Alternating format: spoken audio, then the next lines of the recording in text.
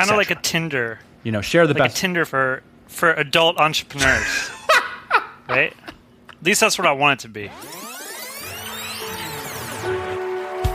Hey, podcast listener, even if you are alone in your entrepreneurial journey, know that today, right now in your earbuds, you are joined by thousands of entrepreneurs from all around the globe seeking to grow better, more profitable, location-independent businesses. If you'd like to learn more about what we do and download our entire back catalog, check out tropicalmba.com. Yeah, buddy, it's the Tropical MBA podcast. This one's at tropicalmba.com/examples. Ian, we got a couple phone calls last week and a bunch of emails about the 1,000 true fans, 100 true customers, 10 true clients. We're going to talk about that some more today and how you can use it in your business. But first off, how are you doing over there? Where are you in the world? Oh, man, it doesn't even matter. Let's just get into this podcast. Everybody knows. Hey, I want to say... I think, people are inspired by these business models, Ian, but I think it's difficult to make it click on how it might particularly relate to your style of business. And we're going to try to flesh it out here today. So without further ado, let's jump right into these questions. Hi, this is Tony Jacobson in Seattle, Washington, United States of America.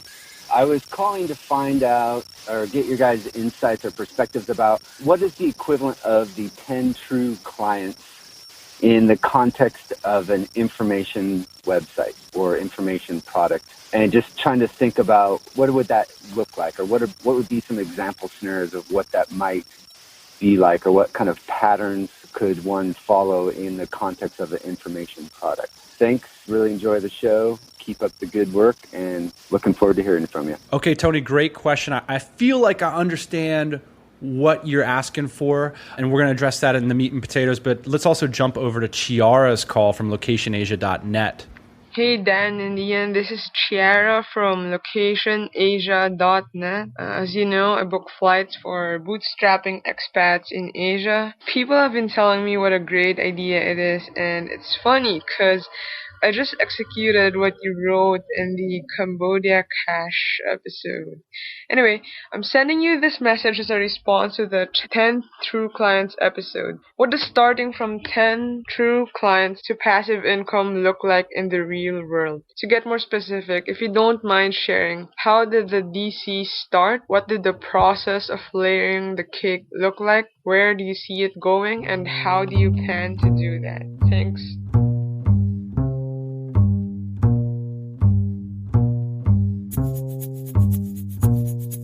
Hey, Chiara, thanks so much for giving us a ring. We love it when people call the show. All right, Ian, the challenge has been laid. I feel like people are inspired, but they're saying you guys aren't being clear enough. It's not clicking for me yet. So we're going to tell the story of the Dynamite Circle, how that business relates to these business models, and we're going to bring up a few other examples and maybe say how Chiara's business at locationasia.net might evolve based on these principles. First off, there's an insidious... It's not insidious, I don't want to be controversial. There's something at play here where both callers mention passive income and information products. And one of my first notes was like, hey, has the information product ship sailed? Is that thing going away? And my first note was kinda. I mean, look, you can still sell an ebook about how to get six-pack abs, that's for sure. But it is true that the cost of information or the prices that you can charge for it is going down every year. Yeah. That just seems to be the way technology is working, which means that every year it becomes more expensive to get into the information product game. And look, you can just go back the generations of internet businesses. If you want to become an affiliate marketer nowadays, you got to be doing some fancy, adult industry, mobile, contextual stuff. You can't just slap up a ClickBank product on a blog and call it a business, right? You could have done that maybe 10 years ago. By the way, I think this stuff is always evolving. So, these guys are going to come up with new ways to have information products and passive income. And we're going to talk about the definition of passive income in a minute here. Sure. By the way, some little insider baseball here, Dan. I think I read Warrior Forum, and I might be wrong about this. Warrior Forum sold for $3 million. 3.5. And also this week, I Am Grind opened up, and now it's free. Is that true? Yeah, it's free now. It's crazy. Crazy. What are these guys doing? internet marketers up to? I don't know, man. But hey, speaking of internet marketers, they're the ones who've coined passive income as a description for income that you get from internet businesses, which traditionally it's been sort of dividend income from real estate holdings and stuff like that. And I don't know, man. I think it's so interesting as a concept, so seductive. I'm trying to think about like what it really means, though. Sure, and we sat down for a little bit before the episode, and we started to get in an argument about what it might mean. And I think the bottom line behind passive income for me is, yeah, it's a word that was borrowed. I think from passive versus active investing in income. I think it was borrowed, and I think it was misappropriated. Is that the right word? Yeah. Yeah, I think it was a bit misappropriated, and I think it's a marketing term now, and I think it's a sexy term that people use to imagine that they are on the beach or they are in Paris and they only work on their business for 5 hours a week, and I think that's definitely possible. But here's the thing about passive income, in my mind. Passive income is income that is generated from assets. And assets are very hard to grow traditionally. They take time, money, attention, commitment, vision, etc. So I think in order to make passive income, you have to put in the hours, basically, to make some kind of asset.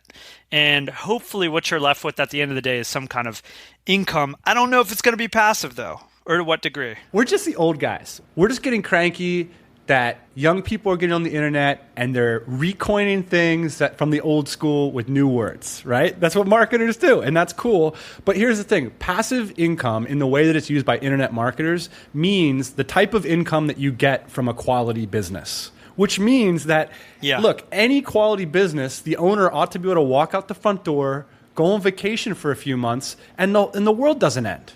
That's just a good business. And building a good business isn't something generally you can do in a few months. I think that's the story. I agree with you, Dan, but I definitely wouldn't call that a passive income business. That's true. I mean, but an internet marketer would. On the internet, that's what we mean by exactly what we mean by passive. So I know why people are confused. All these people calling us are confused because we're confused about it. Yeah.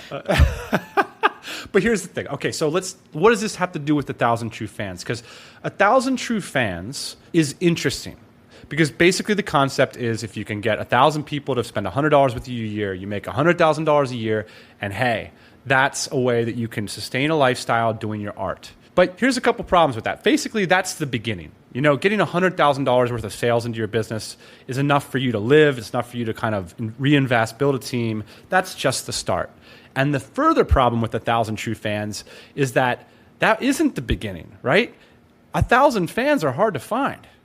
People that love your stuff. I mean, the article was aimed at musicians who might have been working for 10 years already, practicing that guitar, putting out the demos, all that kind of stuff. So now all of a sudden you get internet marketers looking at that article and thinking, hey, I'm going to launch a 1,000 True Fans business model, sell ebooks to people. It just turns out that you don't have any fans, that those things take years to develop or lots of money. Let me ask you something, Dan. As a guitar player, is it possible to play the guitar passively? Of course, Ian. All you need is an SOP. Okay. That's the thing. Another way you could define that is, hey, if you can develop a cash flow that has a clear SOP that can be executed by somebody way less expensive than what you're making off of it. Got it. There you go. There's passive income for you. How do you like that? So let's talk about, basically the fundamental idea of our last episode, Ian, and I think the one that's confusing people just a little bit is this idea of turning the sales funnel upside down. So starting with 10 customers instead of 1,000 True Fans. So instead of putting up the blog and slapping up the ebook that's $10 on the side or $100 and hoping that 1,000 people buy it, selling something that's $1,000 and hoping that 10 people buy it, or hustling 10 people to buy it. So that's turning the funnel upside down. That's what we think GR should do. That's what we think Tony should do. And I want to be clear, this isn't the only way to do things. You can change it if you're willing to invest money. I think, and this is what we talked about too previously, the reason these business models are so attractive is that you don't need a lot of monies to execute them. So fundamentally, like this whole 10, 100, 1,000 thing we're talking about is basically a replacement for a loan. It's a replacement for investors. It's a replacement for all these traditional ways, a job, right? any way that you're funding your lifestyle, this is a way to get that done. Exactly. So to give an example of that, Dan, I think if you're starting with zero monies, you have to have some kind of product out there, right? But if you're starting with $50,000 in the bank, you've got all week, my friend, to be pumping out those podcasts because money is not the immediate problem for you, right? Well, a great example of that. Let's bring up John Lee Dumas as an example. Does he have a nickname yet on the web? JLD, the fireman? I don't know. I think he deserves one. He's an awesome kind of dude. He deserves a nice nickname. My understanding of how he did things based on following his story is that he had savings, right? A large amount of it, such that he could fund a small team of VAs. He could commit himself, in terms of time and his emotional, his confidence to wake up every morning and just rock out shows, to go to conferences. And hey, that required monies. Right? So the problem is like this stuff doesn't come free. Your time's not free. Those VAs, the editing, all those kinds of the asset that JLD is building, that doesn't come free. But it's easy to think that it's free when you say, hey, if I just, drink a lot of coffee and stay up late at night and do it on the weekends. But, I think the entrepreneurial approach is to look at that and say, how much does it cost to produce a podcast? There's real cost there. How much does it cost to build that audience? And if you've got 50 to 100 grand in the bank or 20 grand or whatever it's going to take for you to not work a job for 6 months and focus 100% on your new project, maybe you can skip the 10 true clients phase and go right to 100 true customers, which I think JLD went straight to like 35,000 customers. Exactly. Yeah, that's the point there, right, Dan, is that you can skip a couple of these phases if you're moneyed. If you're bootstrapping from the ground up and you don't have time or money, you probably have to go through all the phases. And I think that's something interesting that we really haven't touched on before is, guys like JLD, they did skip a bunch of the steps to get where they're at now because they're in a financially fortunate situation, as it might be. And hey, we can just go full circle right now, which is basically like, hey, if you got a bunch of money, you can skip to, quote, passive income. That's the bottom line. You can go out there, you can buy yourself a business, you can buy yourself an asset, you can buy yourself a home, you can buy yourself stocks, you can buy yourself a team of VAs that are going to pump out your podcast for you. That's the whole point. If you're sitting there and you want a passive income business this year and you don't have any monies, you're crazy. You're crazy talk. Get that out of your mind. It's time to hustle. It's time to make hay. It's time to become a samurai warrior and build something that is going to be a quality business down the pike. So let's just set up to the fireplace then and tell the story of Dynamite Circle, because I finally remembered it after having forgotten it. All right, here's the deal. Dynamite Circle is a product that helps legitimate location-independent entrepreneurs meet other legitimate location-independent entrepreneurs, share war stories, have masterminds, kind of like a Tinder. Share the like best. Like a Tinder for adult entrepreneurs, right? At least that's what I want it to be. I just figured out what that website was. Everybody's making jokes about it. Now I get it. All right, Ian. So what is the 10 true clients phase of the Dynamite Circle then? Well, we need to get location-independent entrepreneurs together. So we need to do anything possible to get the first 10 people in the door. What we do is throw a party.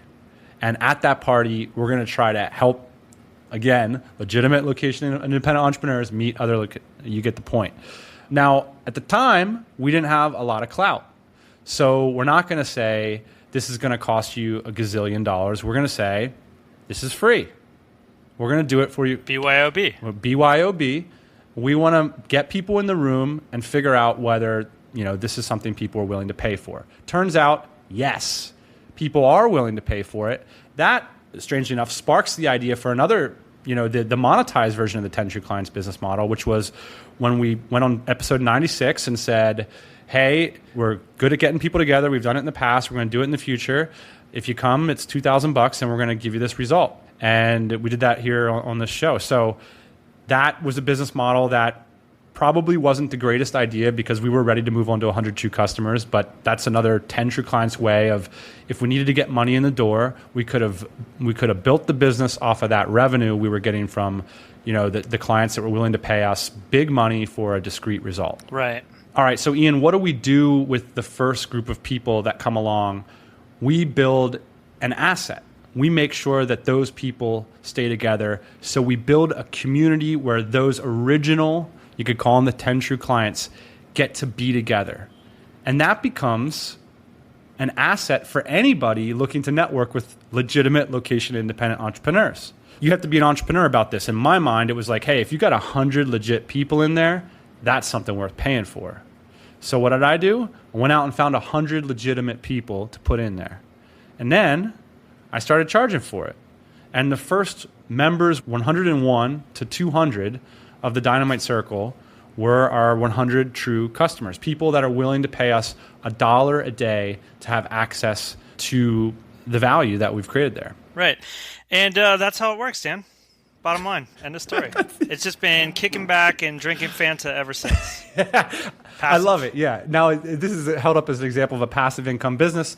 The business has 4 full-time staff members. 4. And writing emails every day, going to meetings, throwing events, showing up. I mean, pretty much passive, though. Pretty much passive.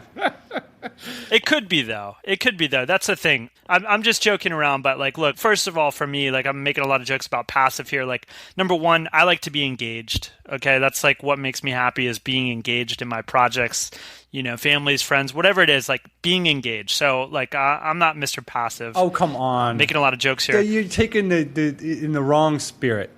Now, if I said to you, you can have an asset that's going to start paying you $10,000 a month and all you got to do is sneeze in its direction, that's something that you would like. I know your personality. Well, it's something I'm jealous about, obviously. I'm jealous.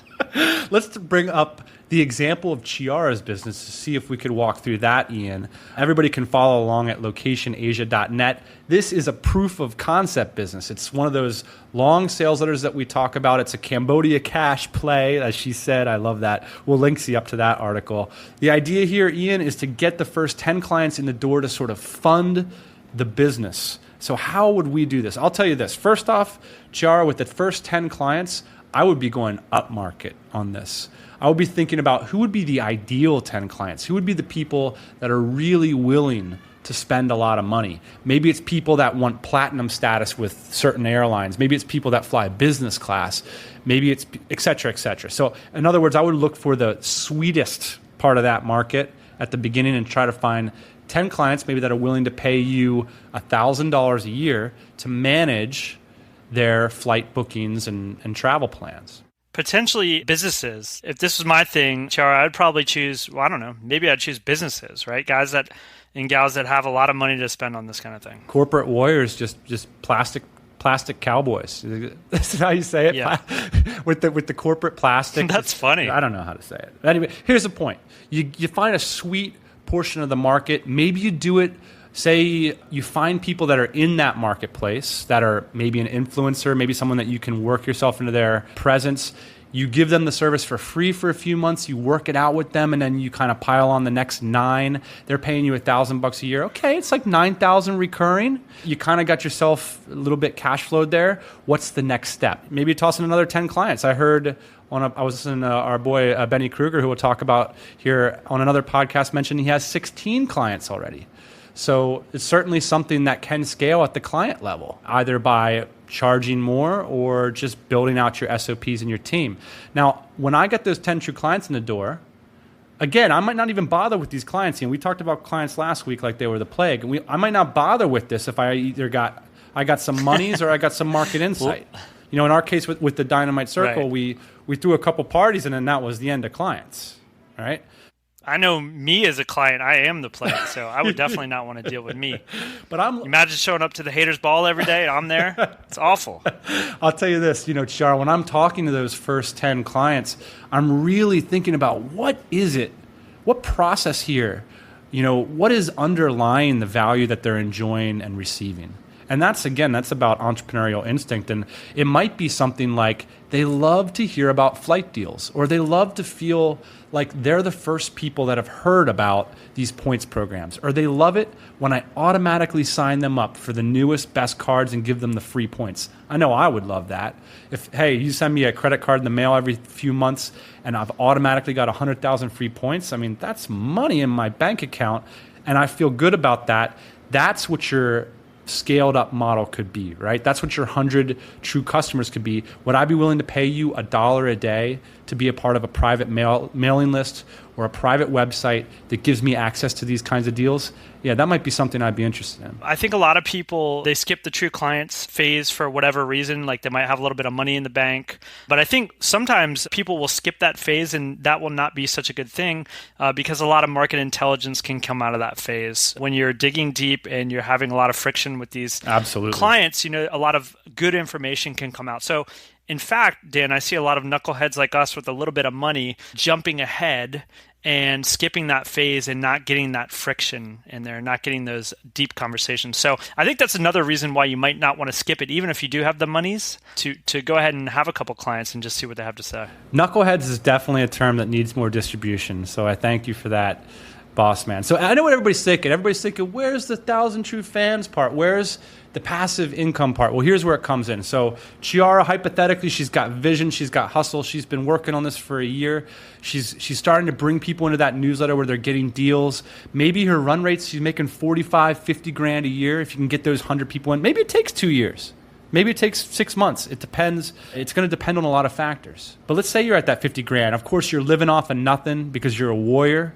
You're hiring people with that money. You're not spending it on lifestyle. You're not traveling around. You're driving an entrepreneur mobile. Now, all of a sudden, who are those 100 true customers? Well, hey, they're your biggest fans, right? They're pumped about what you've been doing for them for the last 2 years, fighting for them, giving them the best information. Now, if you wrote an ebook that was $5, I bet not only would those people buy it, but they would send it to their friends too. And that's your 1,000 true fans. So in other words, it takes a while to get to 1,000 true fans, and this is a way to cash flow your way along that long journey. So I hope that by giving that specific example of how you walk through these two businesses, that you can kind of see what happens when you flip the triangle over. Now, of course, if you got $50,000 right now, you can quit your job and you can start a website called "This is the best blog about this particular travel issue" that addresses those 100 customers, that addresses those 10 clients with every post that you write, that serves them. And you can just serve them like a crazy person for 6 months, which is what JLD did over at Entrepreneur on Fire, right? And then you can put out your 1,000 true fans product or 100 true customers product 6 months in. That's if you got 50 grand. Right. Makes sense? Assuming you got enough market intelligence, right, Dan? Like I said, it's like if you find yourself running out of steam on blog post number 10, podcast number 10, it's like you better start talking to some people and figure out what's going on in that market. If you're concerned about that, I think we can help you. I'll send out an email offer. But here's the response. I will not respond to anybody that does not have a decently formulated offer. Don't send me a niche. Send me what you do, how you do it differently, what you're going to deliver, and the price. Yay or nay. We will respond. Dan@tropicalmba.com, Ian@tropicalmba.com. Why not, Ian? Why not? Let's get people in business. Why not? Let's get people in business. I put a call to action out last week, Dan, for entrepreneur mobiles. I kid you not. I got a lot of responses and a great number of them true entrepreneur mobiles. I mean, I couldn't be... Truly entrepreneurial. Oh, did you see that video? I can't wait to post that. Yeah. We're working on that post, man. It's going to be a good one. I'm excited about it. Hey, you got some time for some rap and reviews? Absolutely. Well, let's spin it, man. What's the track this week? Man, this is an old track. Anyways, this is DITC. And DITC, for those of you that don't know, digging through the crates. I think that's what it stands for. Anyways, yeah, DITC, and let's do it.